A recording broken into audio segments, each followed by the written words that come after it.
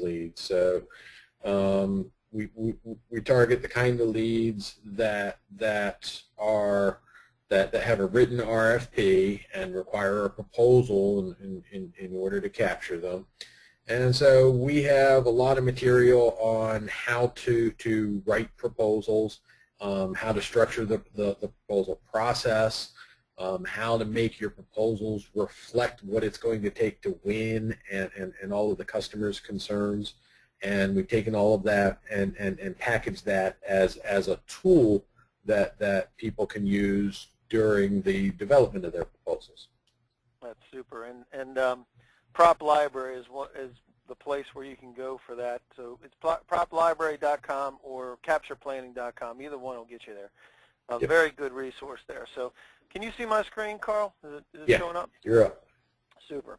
All right, real quick. I'm Dave Lowe. I'm the CEO of isiFederal, and Carl and I do these sessions helping out folks as well as some other people, helping folks drive GSA sales. Everybody that's in this most likely has a GSA schedule already, because that's who this goes out to, and we hope that that we can help you with that. Real quick,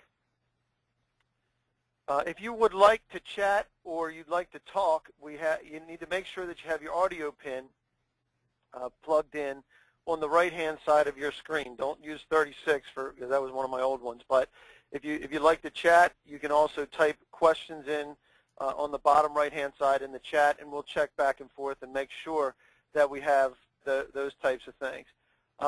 We got Isaac Hagen's here. Isaac, you there, buddy? Isaac, you there?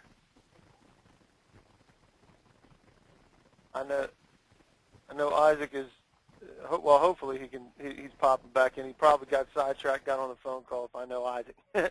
So anyway, I see a couple of folks that I recognize, and it's great to have you here with us.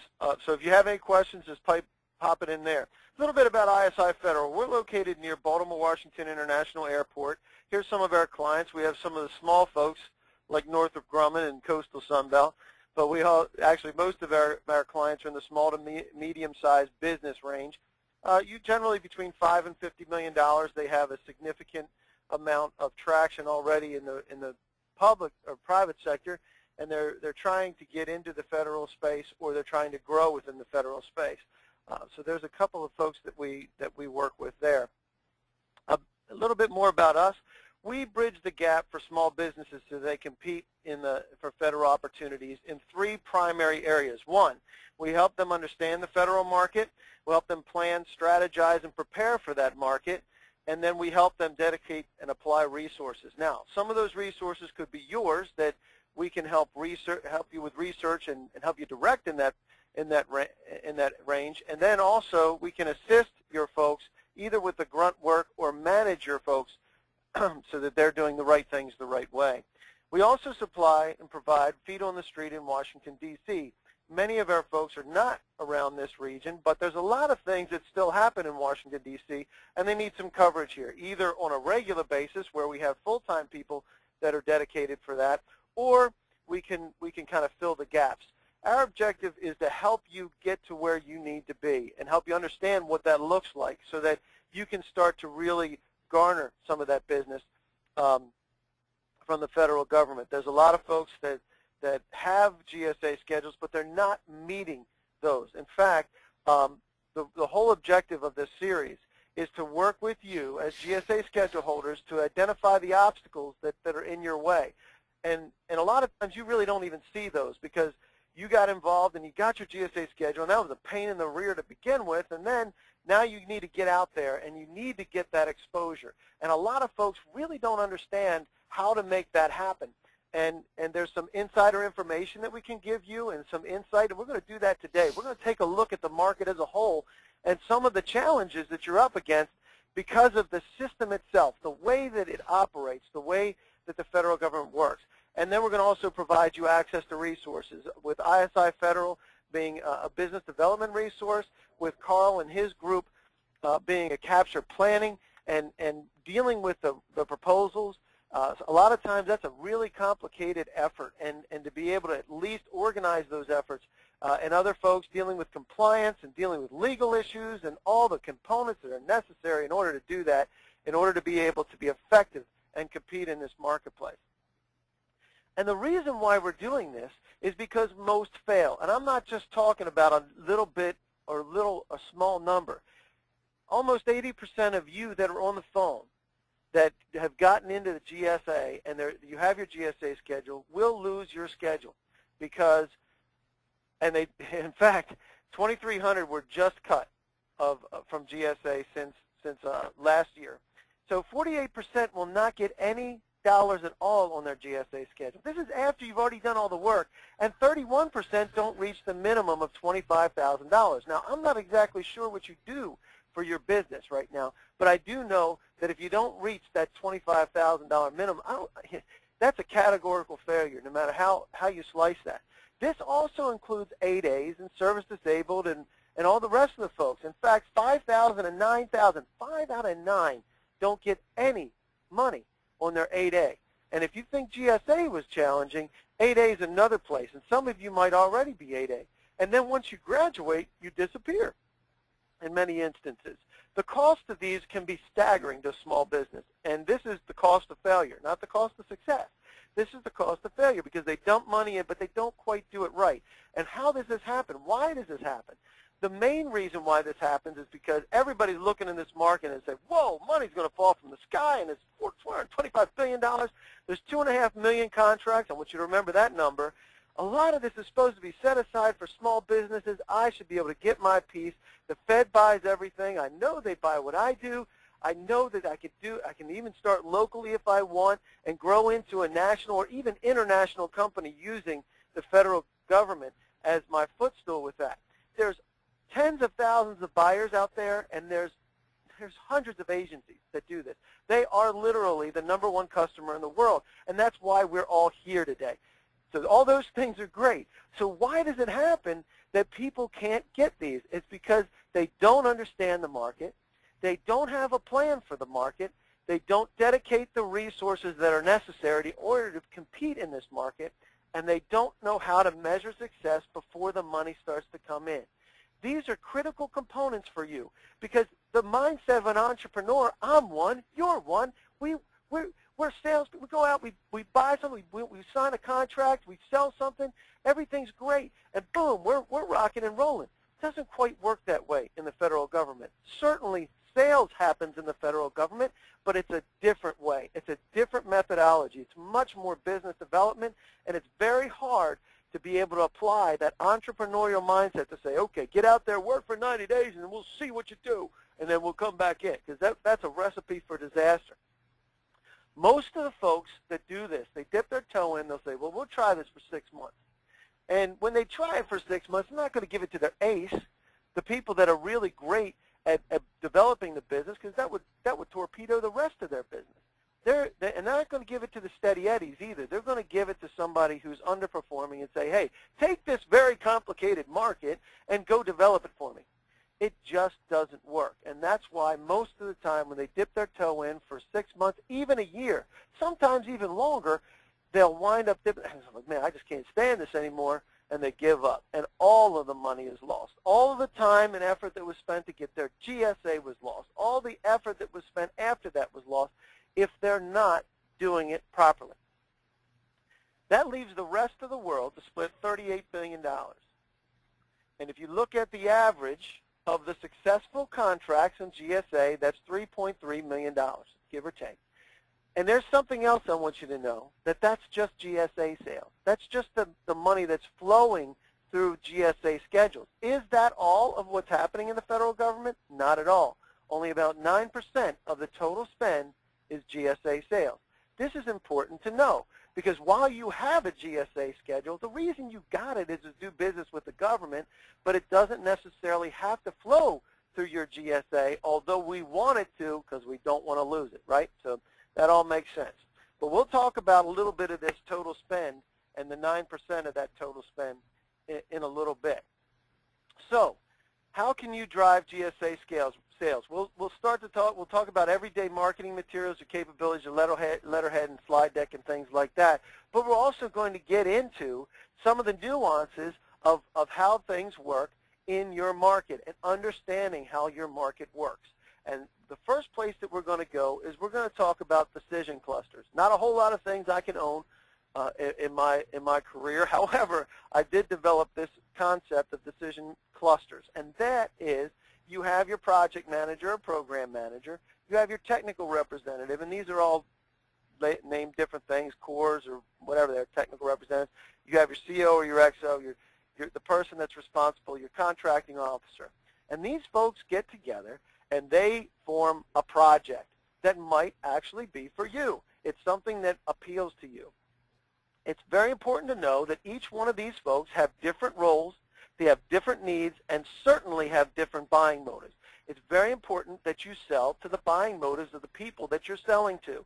And that's one of the things we're going to talk about right here. First, you have your program manager, your project manager. They are responsible for driving initiatives. These come down from the President of the United States sometimes, or the administrators of that, or there's some other initiatives that are either congressionally made, or there are things that are happening in society or the marketplace, like green or cloud computing or security. When things happen like 9/11, you have security beefed up. You have cost-cutting and cost-saving measures that are hot right now, double-edged sword for the federal government. You also have political initiatives that are developed, like the health care from the Obama administration being driven down, a whole lot of money being spent on the components that are necessary to effectively roll out that strategy. They are looking for new ideas, new technologies, new ways of doing things. They are influenceable, which is the most important thing, being able to help them guide the scope. Where do you think they get the information from for the scope? They get it from people like you and me. If we're good at being able to provide them what's necessary for the requirements for that scope, we'll be very good at being able to push some of our competitors aside and being able to drive that.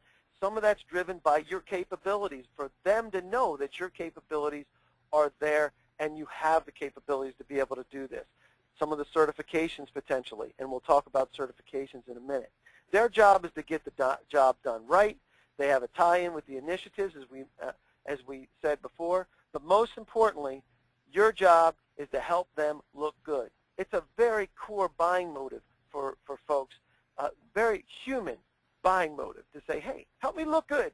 It's very hard for them to get fired if they make a bad decision, because they're following. They can get fired if they're not following the instructions or they do something out of line. But by and large, they're getting out there and they are trying to make good decisions for the agency, and they want to look good to the bosses. They want to look good to the public and the public exposure. When we talk about the technical representative, they're busy. They're constantly working with different folks trying to assemble these pieces. They usually are in the program management or the project management line. Their authority comes from the CO, but they're on this particular project, but most of the time they're reporting to the PM in some form or fashion. And their job is to kind of take these technical requirements and help formulate the document so that when it's competed or when it goes out for bid or when it's released, then you can have some kind of ability to be able to qualify and quantify how that should go. They're generally risk averse. They don't want to take on new challenges, and that's broad and sweeping. But if we're just talking about the type of person that's here, just keep that in mind. They do assist in assembling those technical requirements, the standards, other purchases that have happened. Here's where you can start to inject some of your certifications. If it's an IT-related purchase, what are the certifications that are necessary? How many years of experience should be there in order to be able to do this? What about past performance? What about the things that are necessary to be able to prove that you have the capacity to do this? And being able, again, to start to think about how they go about their business and their day so that you can feed them the right information to be incorporated in the scope and the mandatory requirements, because that helps you push away those competitors. And also, their key buying motive, help them look good. Not complicated, just like the other folks. Then we get to our contracting officers. And a lot of people are like, well, contracting officers don't matter. I'm telling you what, contracting officers are very, very important. I've been shot by contracting officers on stuff that I had influence on throughout the whole other process. It was created, the whole entire project was created because we helped develop the project, and we lost because we didn't cover the contracting officer. Don't make the mistake of thinking that the contracting officer is not important. They are definitely important. They're busy, and they're especially in the last month, they were busy right up until the end of September, and I'm talking 11:59 Hawaiian time. There was stuff that was going out for contracts. We had folks. We did a symposium a couple weeks ago, and at Washington Stadium, and we had someone that won that was issued a contract. It was in the middle of the night on Sunday, and they found out about it Monday morning because they were already sleeping. I always recommend that you have your phones forwarded and your faxes forwarded to something electronic, so that if something comes in that you had to act on. But they got the win, and it was very late on the Sunday. They're risk averse, and that means that they're not interested in trying new things. So if you're maybe cutting edge technology, that's not your pitch to a contracting officer. They really don't like new things. They're experts in moving paper, and I'm not diminishing their role and their job. They are very, very good at taking the information that they have, creating the document that's necessary so that they can fulfill what that project is and go out and get it and spend the money. They are responsible for spending the money. They select the purchasing mechanism. Very important for you to know that there's multiple purchasing mechanisms. GSA is one way that they can purchase, but they can purchase with full and open, right? They can do that. They can go through competing smaller with GSA. They can go to sole source. They can do 8A set-asides. They can do any number of things. BPAs, IDIQs, they make the decision of how they're going to go about purchasing what it is that you are selling. They're responsible for developing the contract documents, and sometimes, not all the time, they administer the contract post-award. They want the fastest way to purchase, and they want it to be safe, fast, and easy. Now, very important, think about what's happening here with these folks. Do they want 50 competitors any more than you do? Probably not, because that means that they have to go through the process of reading all those RFPs. They want to figure out a way to purchase this as quickly as possible, as fast and easy as possible, and safe. In other words, they know that you can fulfill this, and they're not going to get any flack coming back. So let's talk about how these work. These decision clusters pop up, and you have all the PMs, and you have all these folks that are in different places, generally in the same general office, not necessarily. Sometimes things are happening in one part of the country, and the contracting officer will be here in D.C., or they'll be in some other location, because they're all over the country. In fact, all over the world, these folks are operating. So, but these folks get together for a particular project, as we mentioned before. They're joined for those specific needs. If somebody says, hey, I need this, then they create this. Sometimes it's only two. Sometimes it's John and Phil that are together, and John actually provides the information, and that's it. And you may not have a technical representative, but in most instances for small business purchases, it looks kind of like this. When you get a little bit larger, you'll start to get influences, and you'll start to get committees, and you'll start to get those types of things to be able to flesh through the tens and hundreds of millions and billions of dollar types of arrangements. But these folks get together, and they pop up all over the place, and they start creating these clusters, and they're constantly moving, they're constantly forming, so that once these pieces are together, they start popping up all over the different agencies. In this instance, we're talking about the Department of Transportation, and these folks are all over, peppered all over within these agencies.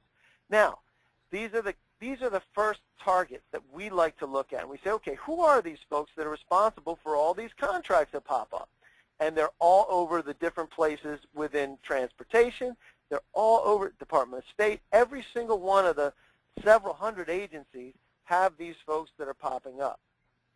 And they're everywhere. If you take a look, Department of Transportation, State, Justice, Labor, Army, HHS, you name it, they're all over the place.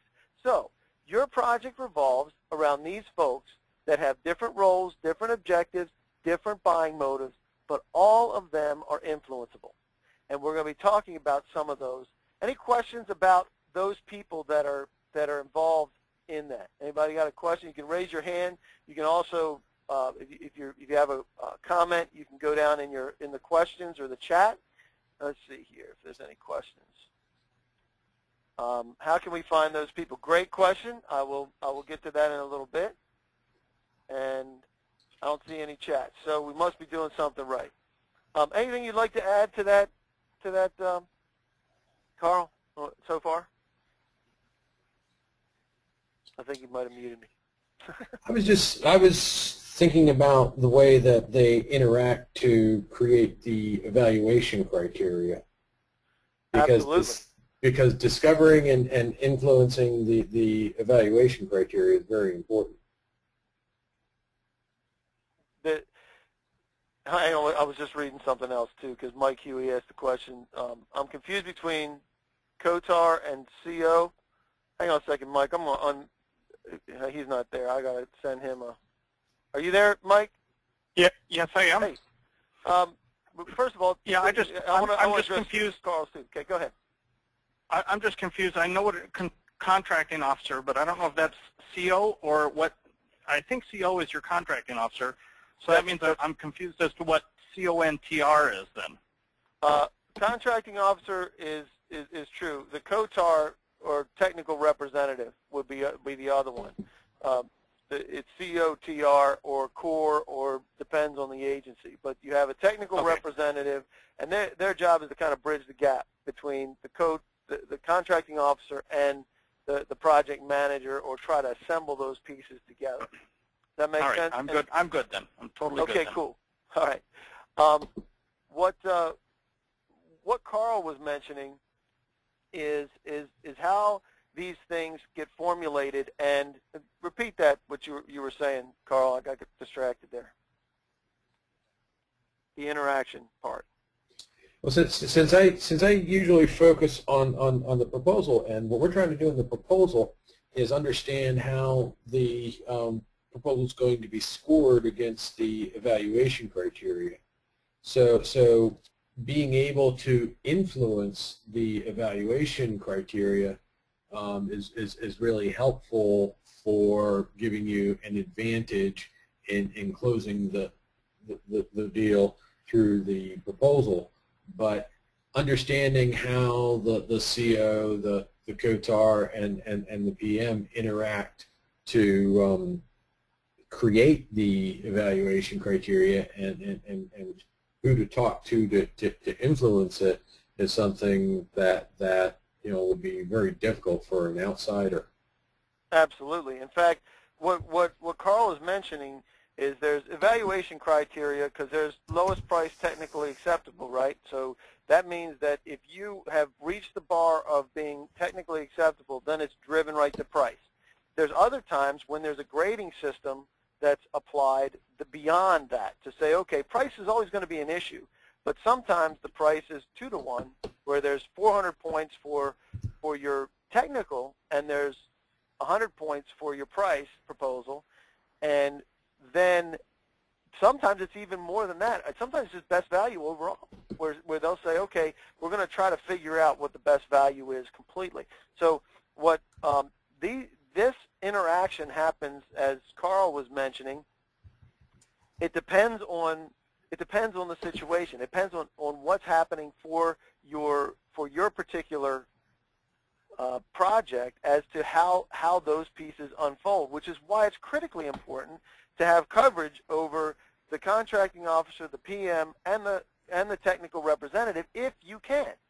If you can get that kind of coverage, it'll help you to be able to say, okay, well, we would recommend that you would do it this way. In fact, it's not too late, and Carl, you can attest to this probably too, it's not too late, even if it's already hit the street, for somebody to say, hey, this lowest price technically acceptable may be a little bit too broad, or you're really setting yourself up for not being able to verify that these people are really qualified to do this, because if they can write a good proposal, then they'll be able to win.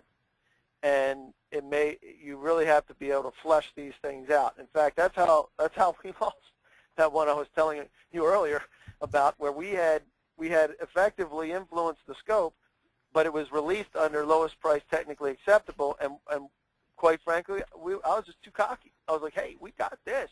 It's done. We had so much influence on this, and we had coverage, we had everything, and yet the contracting officer was responsible for that, and he put it out under lowest price technically acceptable, and we bid at $5.2 million, by the way, and it went out for $800,000. Now, there's no way they could possibly deliver on that, but because they wrote a smoking proposal, and they said we had all the pieces, they couldn't have had all the pieces. They didn't have the right certifications. It was crazy. It was crazy. And we talked about protesting and all that, but protests really don't work very well. So if you gotta make sure that you have influence over that, if at all possible, so that then you can effectively make it much easier for you to win and somebody else to lose. Lowest price technically acceptable is a really good example, because when they come out that way, it's not simply lowest price. It's lowest price technically acceptable, and so what you want to try to do is influence what the definition of technically acceptable is. So if you're worried about your competitors undercutting you by, for example, bidding fewer staff or bidding a longer schedule or doing any of the tricks you know about that they can do to lowball the price, what you want to do is get the RFP written so that they can't do their tricks, so that they have to bid a certain number of staff, or they have to bid against a certain delivery schedule, or the delivery has to include certain things. Or past performance, or right. certification. So you want all of that to become part of the definition of what technically acceptable is. So, but to get that into the RFP, you have to be having conversations with these people long before the RFP is released. Oh, that's a fact. Yeah, and in the case of trying to influence the definition of technically acceptable, well, you've got the program manager who's a technical person. You've got the COTAR, but then you also have the contracting officer who is the one who probably has control over the RFP document itself. So you have to work all three of them to get a change inserted into the RFP. And that comes through relationships. That comes from getting to know those folks, and that's exactly where we're headed with a lot of this, is to be able to get to a place where we can effectively get ahead of those RFPs, get those pieces influenced. Real good stuff. That is absolutely one part where you have to be able to be ahead of it in order to be able to influence it, and especially in the evaluation process. So getting to the place we're talking about influence, let's talk about who has influence here. Obviously, we have the administrator of the agency. We have program managers and project managers, various levels. If anything, the government has a whole lot of people in various structures there. You have your contracting officer and your technical representative. This we're concentrating on the contracting officer specifically because of what they do and where we can find some of those folks.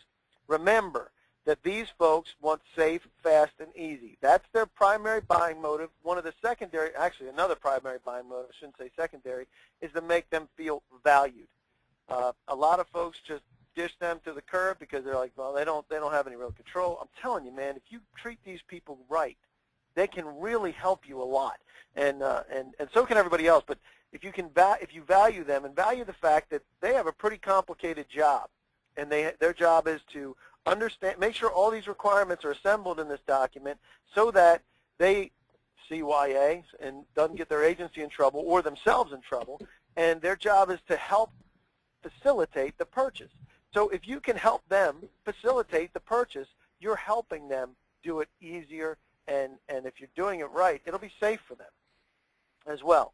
Real quick, I'm going to talk about everyday marketing materials, because when we do these, I'm not exactly sure who's coming in and that. I always like to cover this, because sometimes we forget that to make it easy for the folks to be able to buy from us, we have to make sure that we have the right information in the right places.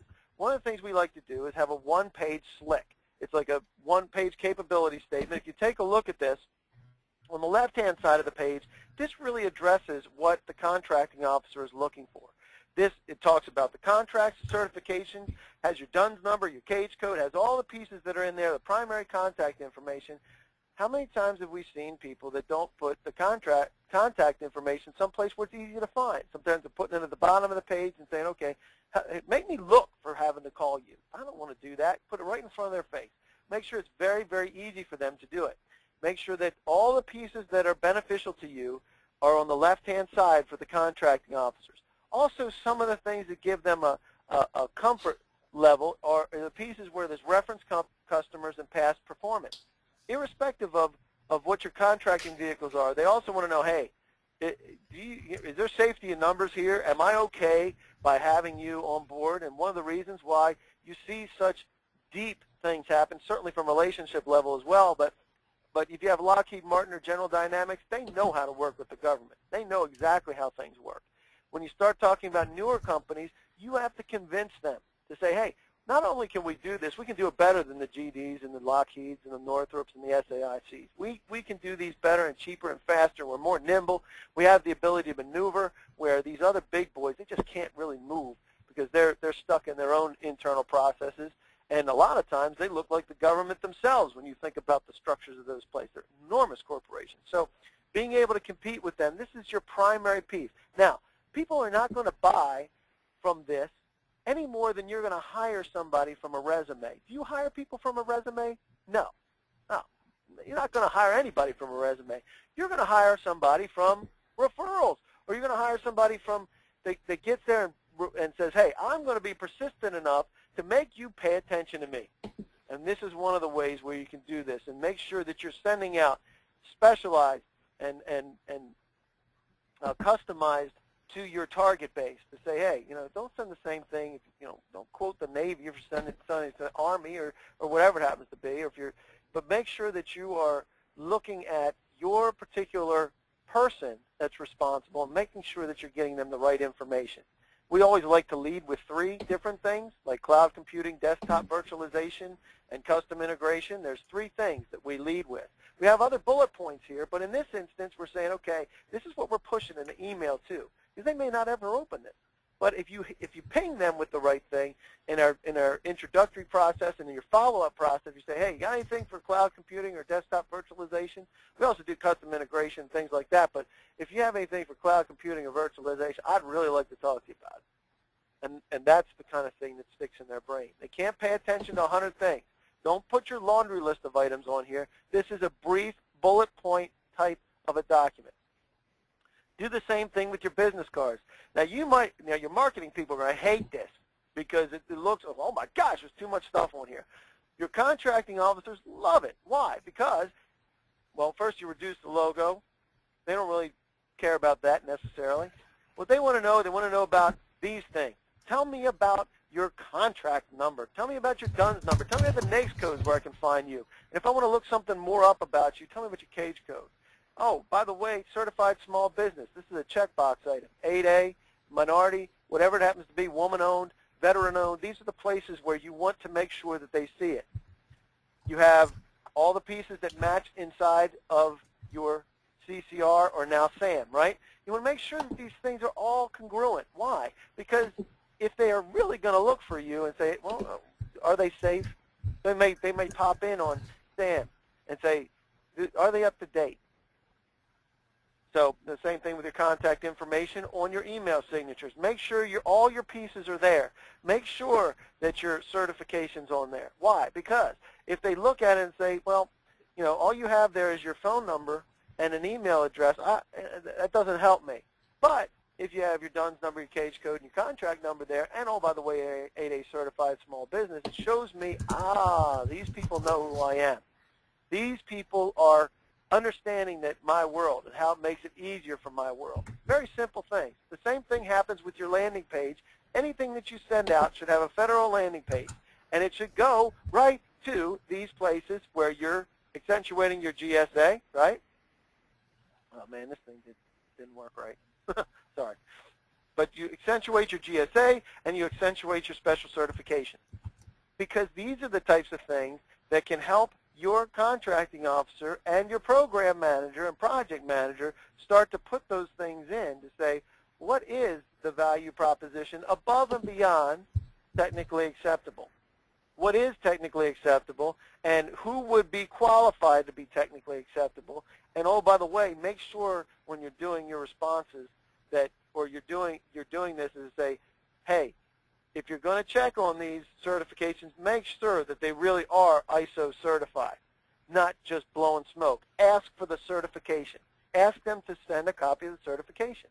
Make sure that that gets incorporated in it. And that can happen in the document before it goes out, or it can happen as a part of the question and answer session, because questions and answers are also incorporated in the RFP. So very important to do. The other thing is incorporating what you have in GSA Advantage, and it's now a requirement to be involved and have your stuff on GSA Advantage, but make your stuff easy to find and easy to use. So, what do these federal buyers need? What are the pieces that are here? Now, we haven't really talked about this a lot, but the political cover that's necessary, the technical cover, this goes back into the requirements themselves, and pricing cover. And they want it to be fast and safe and easy. Now, the political cover is your approach. How do you get in to talk with these people? That's one of the questions that everybody asks me. I just can't get there. I can't get to them. How is it that you can get in and meet with these folks? If it's from the administrator on down. A lot of times, top-down approach works really well. Got to be careful, but use that top-down approach. And you can go and take a look at the administration, you can take a look at their org chart, and you can start to whittle your way down into the folks that are doing this. We love to do a whole breakout of, if it's a major procurement, before we even work on a proposal. What we want to know is it winnable? And who's responsible for this decision? So we map the whole thing out from the administrator on down to the contracting officer who's responsible, and then you start to see where it breaks off above the person that's actually doing the procurement. You have senior procurement people, you have somebody that they report to, who reports to somebody who reports to a director level, and therein lies your influence capability to be able to say, okay, can we reach this guy? And remember that a lot of those folks can't talk to you about it. If they're involved in that procurement, they can't talk to you about it after it hits the street because it's against the law. So you need to be very careful, but if you're there beforehand, you absolutely, positively can help craft that from your political cover approach and your approach into that marketplace. The next part is your capabilities. Are you technically capable of handling these things? Of course you are, because if you do your targeting right, you are. And then your pricing cover. GSA is a great vehicle because it gives you pre-competed pricing. Essentially, say, hey, we're giving you our best prices already. And there are times when you can go in and you can get these types of things and have a BPA that's associated with it. The big thing, give it to them in a nice package where you do most of the work. You actually do most of the work for them. You can give them sample scopes of work. You can give them sample requests for pricing, for quotes.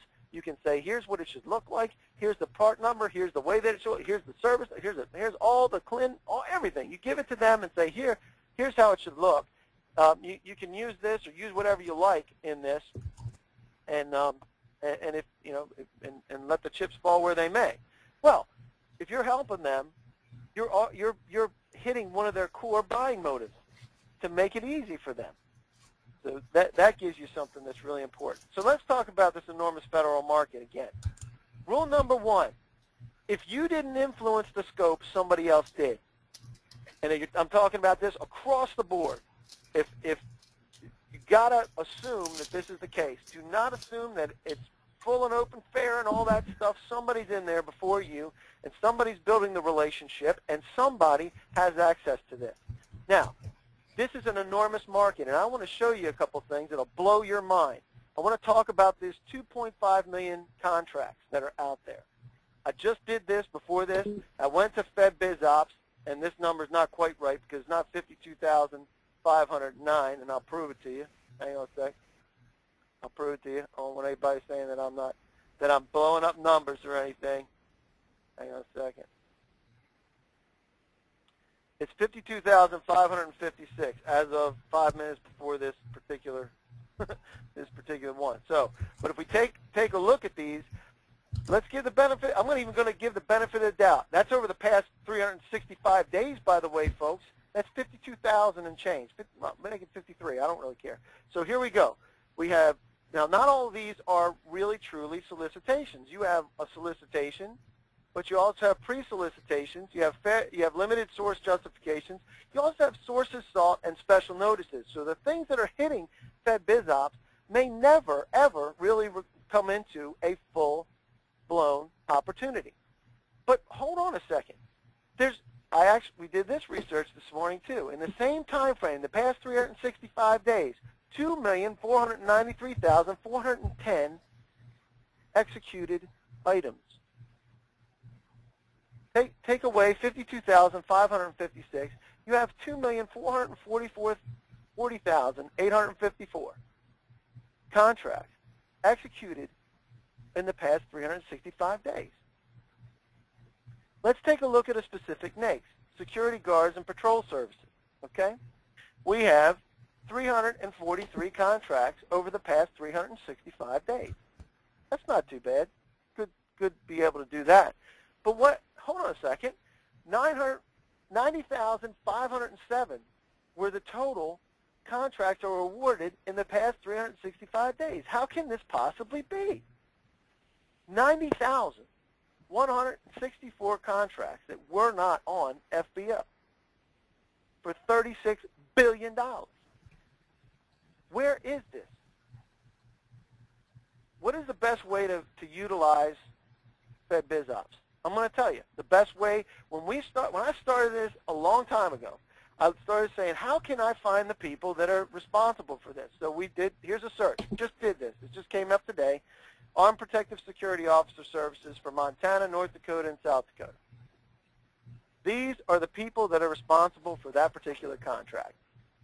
Now, I will say that if you go after that contract, rule number 1 applies, but these two people might just buy this in the future, or they may know who will. And the stuff doesn't necessarily hit FedBizOps, does it? We already just showed 90,000 to 300 and change. That's not even close to the right number.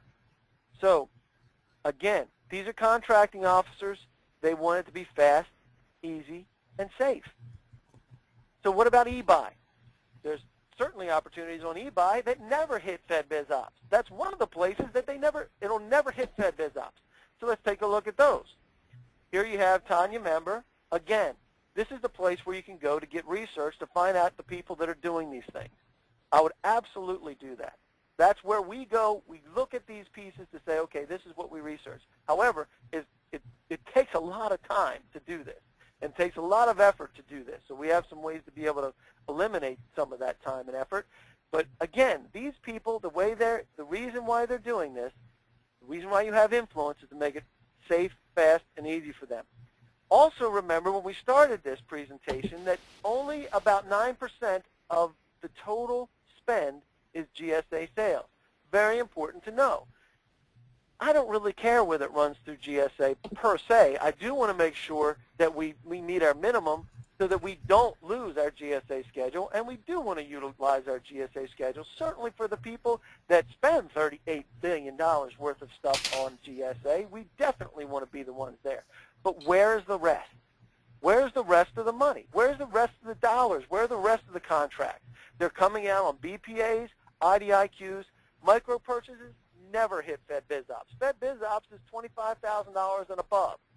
Micro purchase can happen, bam, just like that. $3,000 or less can be done on a credit card, and there's no justification necessary for anything. They can just buy it.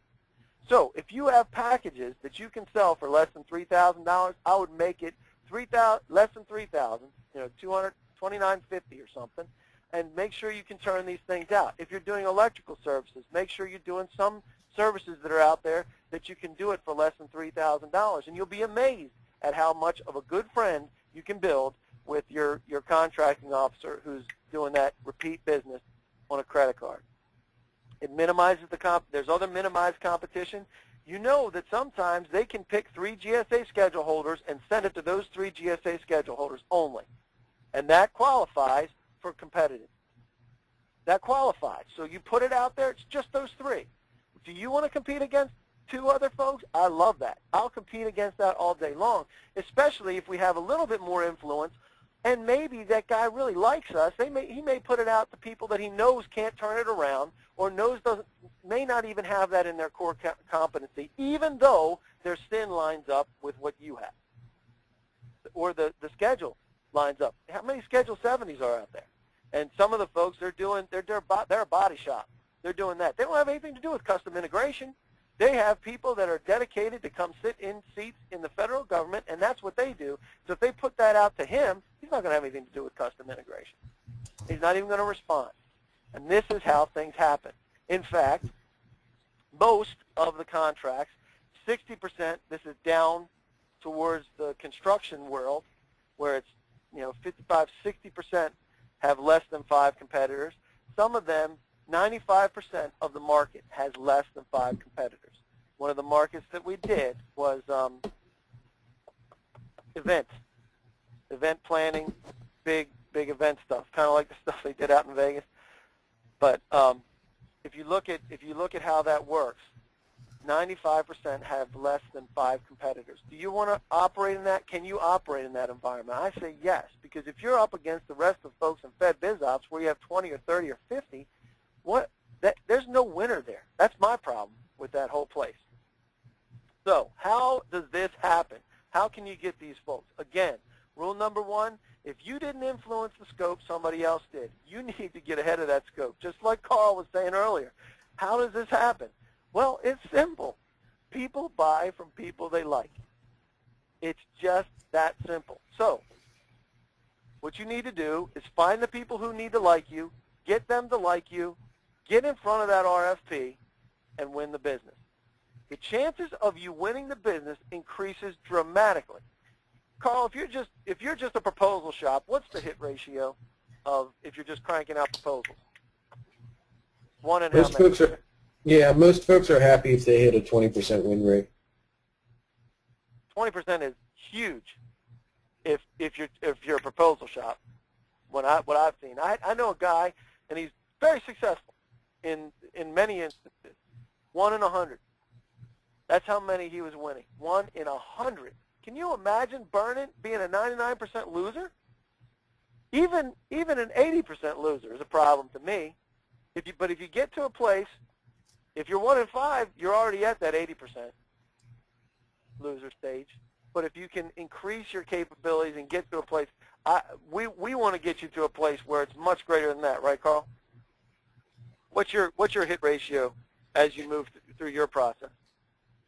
That really depends on the company, but I usually target closer to 30%. And with a customer that's really doing the upfront marketing right, I've seen them hit as high as 60 or 70%. Exactly. That's the difference. That's the biggest difference. So we have an enormous federal market. I am convinced that you can do this. I know that if you do this, you will be able to be successful in the market. You can see how the successful contractors work. The beautiful thing about this is that you can actually tell which ones are successful. There's the information that's on GSA Market Cap. If you click on gsamarketcap.us and you click on that Excel download, you will see all of the contract sales, including yours, for what was done in the past. I think this 3 quarters of 2012. The rest of 2012 will come out in December or January. But you will be able to see how it's tracking for 2012. It can also provide you what's been for the past 4 or 5 years. So it's really, really cool stuff. So you can take a look at that and you can see the ones that are successful. And the reason they're successful is they understand their market, they have organized their approach, and they dedicate resources to that, and they go out and make friends. This is how you can do it too. Understand your market, organize your approach, dedicate resources. That means somebody has got to do the work. There's nothing easy about it. There's nothing fast, nothing easy, nothing cheap about developing the federal market space or growing into the federal market space if you're going to grow outside of what you're doing right now. There's some of you folks that are very successful in certain areas, but you're trying to get out of just that one pocket. Why? Because if you're an incumbent, you're at risk. Everybody else is gunning for you, and there, somewhere along the line, you're going to develop weaknesses in your account. There could be changes internally. You could have something wrong on your side. You could make mistakes, whatever it happens to be. There will be a time where your account will be at risk, and eventually you're going to lose. You can't keep it forever, and you can't keep, the people that are there are not going to stay forever.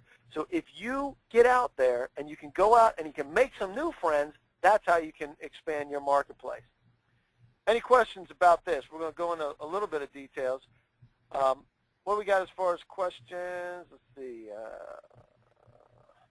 How do we get to those people? I will get to that in just a moment. Who those people are, we're going to dive into that a little bit deeper. Any other questions about how things work?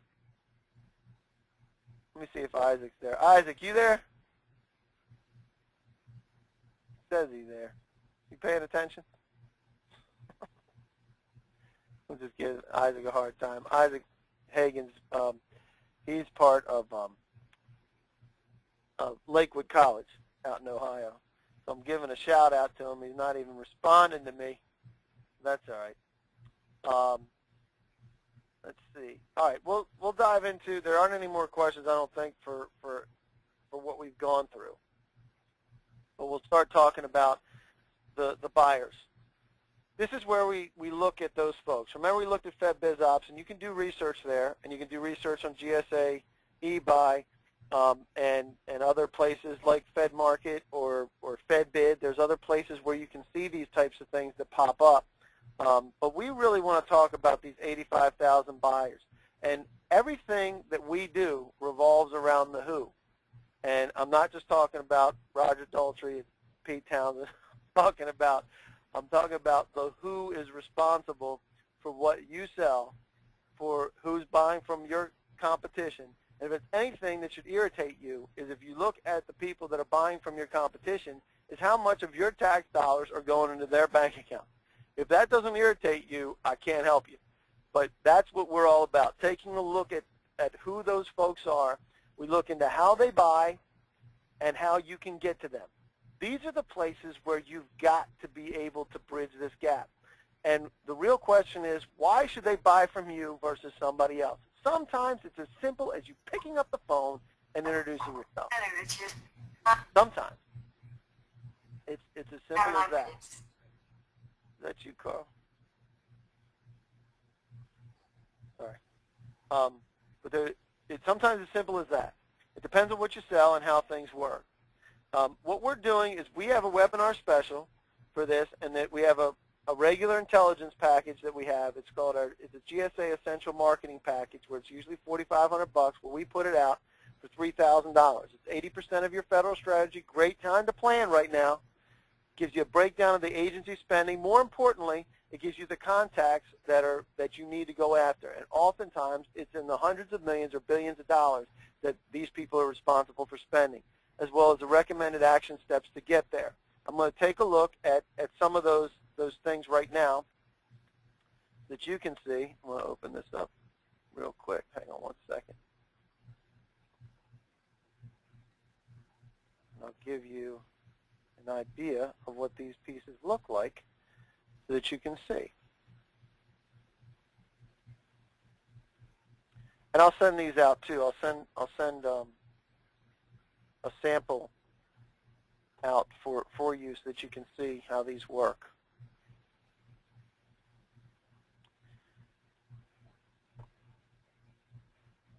But essentially, we do a report that encompasses all of what it is that you sell. In this instance, it's tactical supply, but we do this for everybody, and this is always the great first step.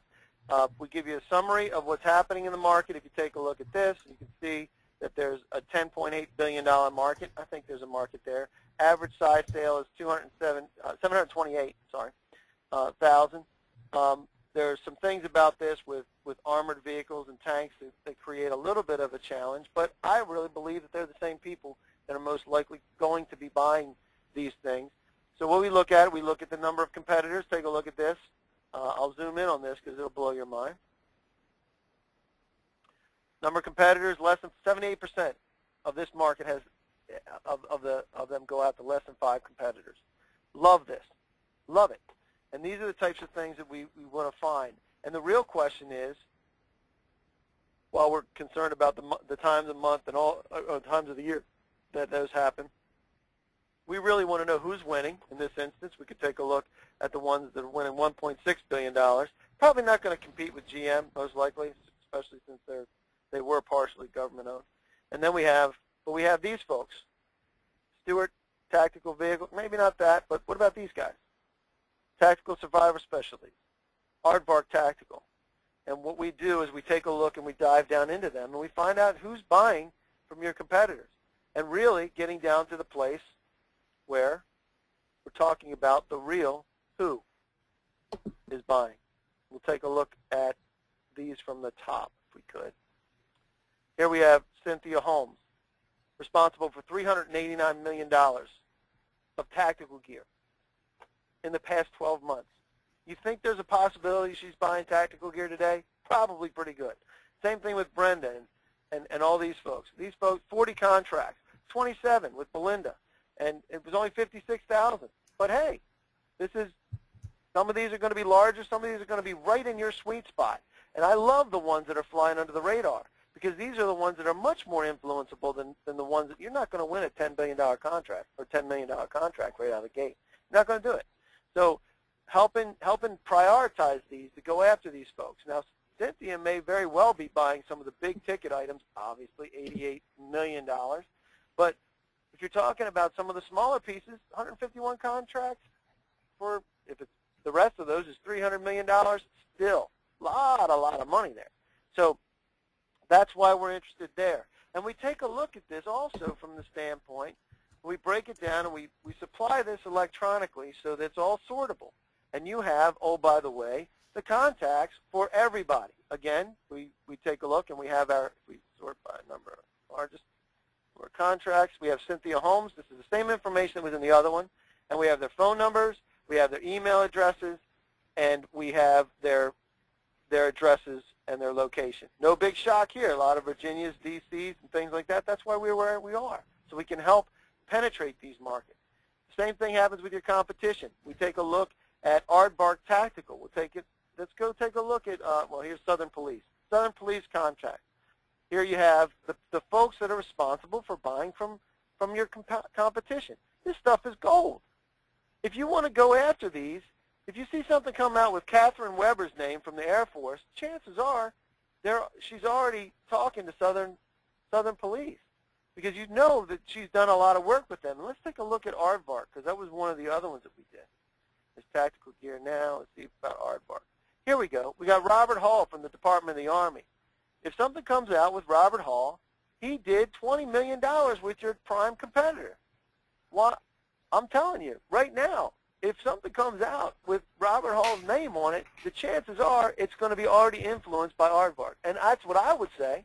You'll know exactly who you're competing against. You can decide then, Carl, what's the decision? If you know that that the chances are it's going to Aardvark, what do you do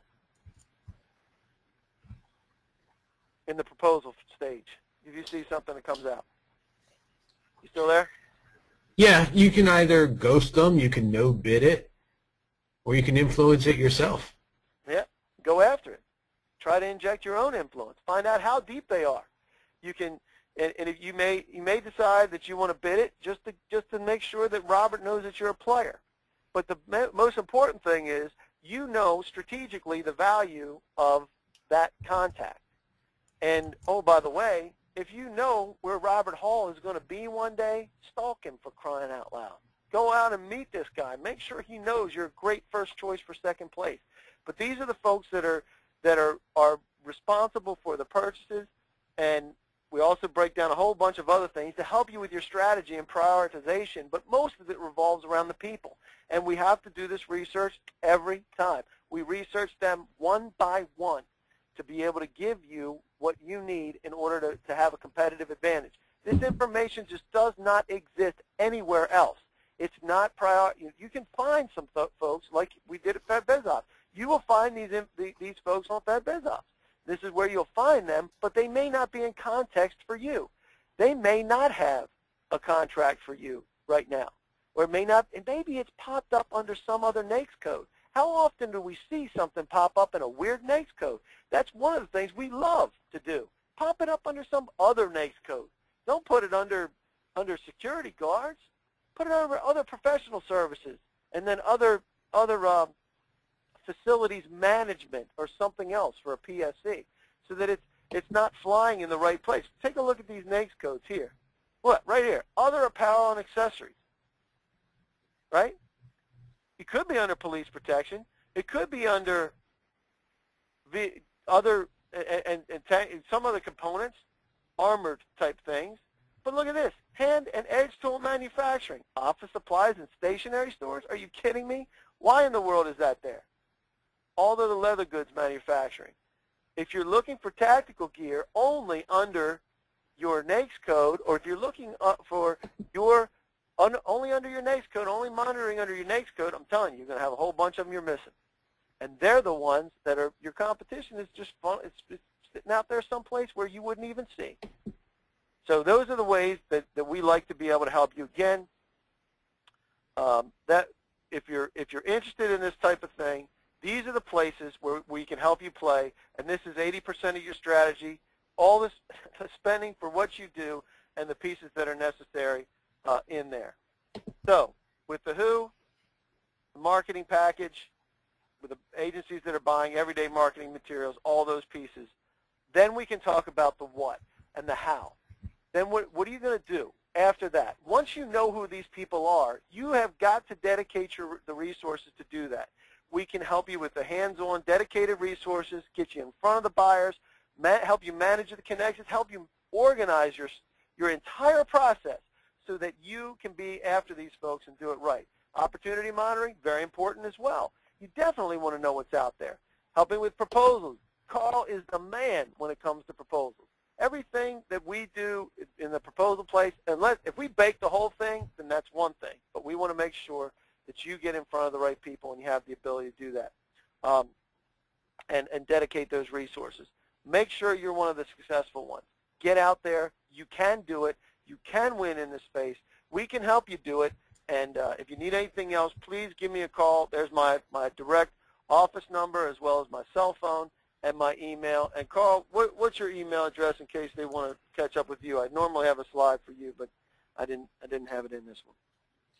They can reach me at carl.dickson@captureplanning.com. It's carl.dickson@captureplanning.com, all one word.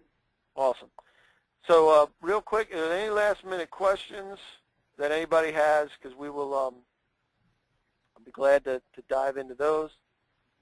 But that, getting back to what Cheryl asked, she asked about the who are the, how can you find these people? That's how you find the people. That's how we find them. You can go about it. You can certainly do it yourself. You can go about it and build those people yourself. The challenge is it's really hard to get it in context. It's really hard to prioritize those and know who would be the ones that are most likely to do it again. I really like to let the market dictate what we're doing and to help let that drive us on how we pursue this market. So we will definitely be helping other folks. We're doing this again next month, and hopefully we'll have a contracting officer on with us next month to be able to dive in to what they look for. It's always great to hear from them how they look for things and the types of ways that you can position yourself. So we're looking forward to next month as well, and there's no other questions. Let me see if I can call up Isaac again one more time. Isaac, you there? He's still not picking up. Maybe his pin's not in or something. But anyhow, Isaac, I'll talk with you next week. I think we're scheduled for next week. Lisa has a question real quick. Hold on a sec. Man, I always erase my question. Will you be making the slide presentation available? Yes, Lisa, we will. It will be available in two forms. We'll send out a recap with the slides as a slide deck. We will also be